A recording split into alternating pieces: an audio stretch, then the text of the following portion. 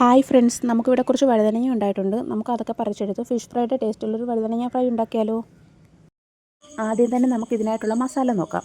മുളക് പൊടി, മഞ്ഞൾപ്പൊടി, ഒരൽപ്പം ഉലുവാപ്പൊടി, കുരുമുളക് പൊടി, ഉപ്പ്, കുറച്ച് അരിപ്പൊടി, ഇതിലേക്ക് ഒരൽപ്പം വെളിച്ചെണ്ണയും കുറച്ച് വെള്ളവും ഒഴിച്ച് നല്ല പേസ്റ്റ് രൂപത്തിൽ മിക്സ് ചെയ്യുക.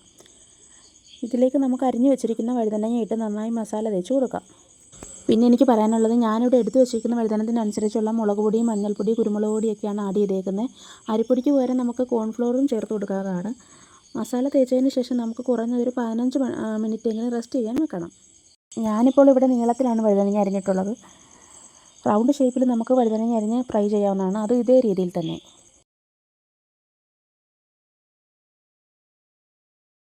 ചൂടായ ശേഷം മസാല പുരട്ടി വെച്ചിരിക്കുന്ന വഴുതനങ്ങ ഇട്ട് കൊടുക്കാം. ഇനി ഇത് ഫ്രൈ ആയി കിട്ടുന്നത് വരെയും തീ മീഡിയം ഫ്ലെയിമിലേ ഇടാവൂ. അല്ലെന്നുണ്ടെങ്കിൽ വഴുതനങ്ങയുടെ ഉള്ളു വേവാതെ പുറം കരിഞ്ഞു പോകും. ഇനി ഇത് നമുക്ക് കാണുമ്പോൾ തന്നെ മനസ്സിലാവും ഒരുവിധം വാടി വന്നിട്ടുണ്ട്. അതിനുശേഷം നമുക്ക് തിരിച്ചും മറിച്ചും ഇട്ട് ഫ്രൈ ചെയ്തെടുക്കാം. ഞാനിവിടെ ഇപ്പോൾ ഒരു 4 തവണ തിരിച്ചിട്ട് കൊടുക്കുന്നുണ്ട്. ഒരുപാട് മൂത്ത് പോകാത്ത ഇളം പരുവമുള്ള വഴുതനങ്ങയാണ് ഫ്രൈ ചെയ്യാൻ കുറച്ചുകൂടെ നല്ലത്. അതിനായിരിക്കും കുറച്ചുകൂടെ ടേസ്റ്റ്. ഇനി അതില്ലെന്നുണ്ടെങ്കിലും കുഴപ്പമില്ല. പാത്രത്തിലേക്ക് മാറ്റുന്നതിന് മുമ്പ് ഞാനിതിൽ കുറച്ച് കറിവേപ്പില ഇട്ട് കൊടുത്തിട്ടുണ്ടായിരുന്നു. അപ്പോൾ ഇഷ്ടപ്പെട്ടാൽ ട്രൈ ചെയ്ത് നോക്കാനും ലൈക്ക് ചെയ്യാനും കമൻറ്റ് ചെയ്യാനും സബ്സ്ക്രൈബ് ചെയ്യാനും മറക്കല്ലേ.